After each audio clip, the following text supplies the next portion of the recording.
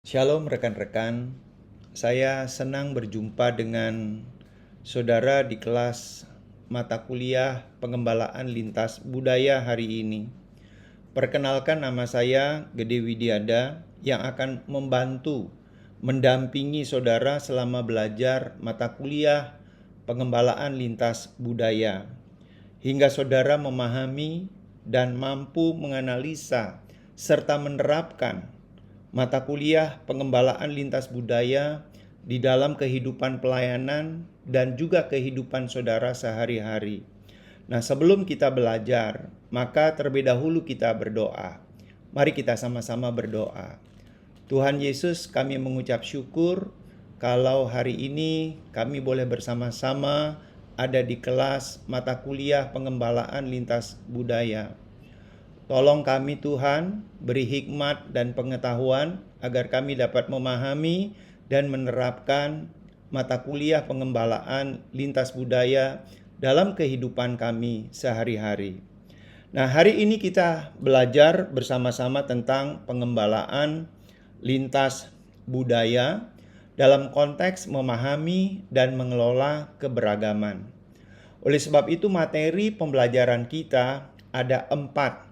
Yang pertama, kita akan membahas pendahuluan.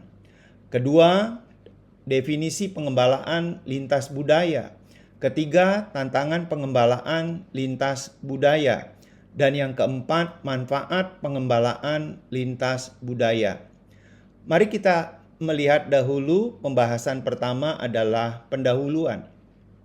Pengembalaan lintas budaya merupakan konsep penting dalam dunia globalisasi yang semakin berkembang.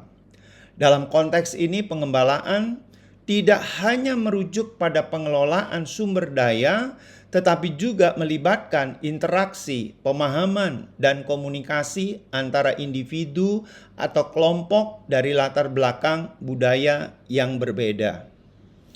Ini yang kita akan pelajari bersama-sama hari ini. Pembahasan yang kedua adalah tentang definisi pengembalaan lintas budaya. Apa yang dimaksud dengan pengembalaan lintas budaya? Pengembalaan lintas budaya dapat didefinisikan sebagai proses di mana individu atau kelompok dari berbagai latar belakang budaya saling berinteraksi dan berbagi pengetahuan, nilai, serta praktek budaya. Ini mencangkup pertukaran ide-ide, pengalaman, dan perspektif yang dapat memperkaya pemahaman kita tentang dunia.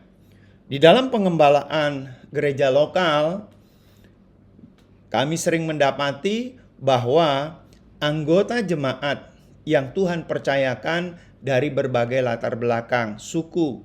Ada suku Batak, suku Nias, ada suku Jawa, suku Bali, suku Manado, suku Tionghoa. Nah, dari latar belakang itulah ketika mereka mengalami interaksi, maka mereka pasti ada berbagi pengetahuan, nilai, serta praktek budaya. Di dalamnya ada pertukaran ide-ide, pengalaman, dan perspektif yang dapat memperkaya pemahaman kita tentang budaya, khususnya yang ada di Indonesia.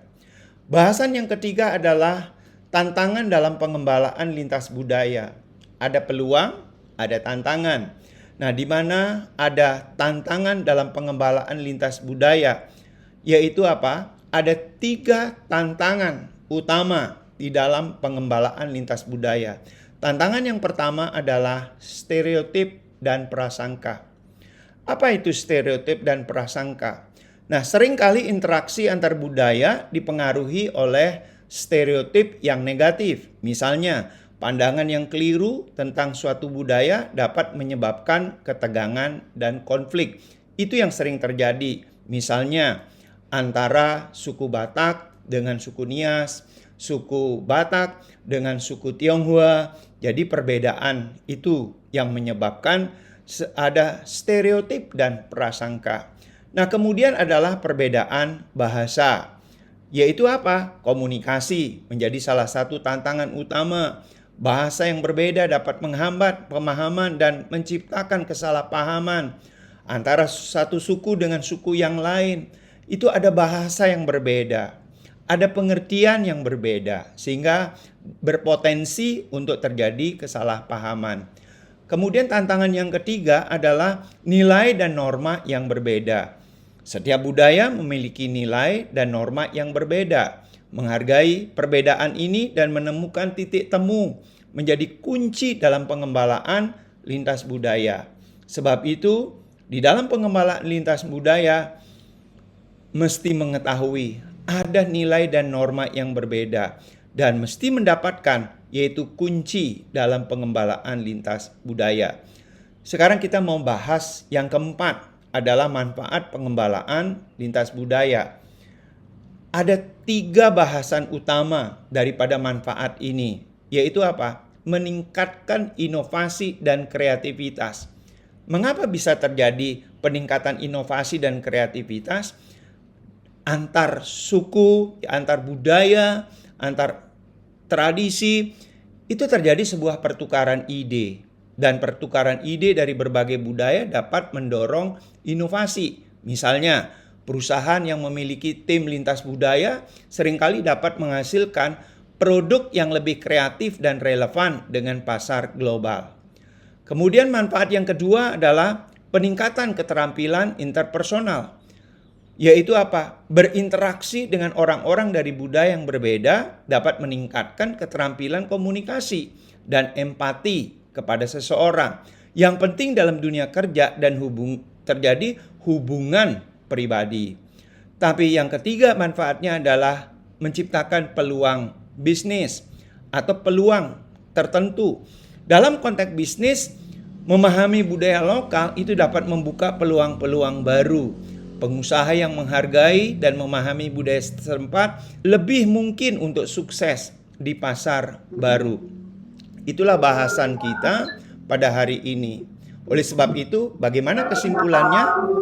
Pengembalaan lintas budaya sebagai proses di mana individu atau kelompok dari berbagai latar belakang budaya saling berinteraksi dan berbagi pengetahuan. Nilai serta praktek budaya ini mencangkup pertukaran ide-ide, pengalaman dan perspektif yang dapat memperkaya pemahaman kita tentang dunia. Apabila di antara saudara ada yang ingin menanyakan sesuatu, berdiskusi, saya persilahkan di dalam kelas ini. Terima kasih, Tuhan memberkati.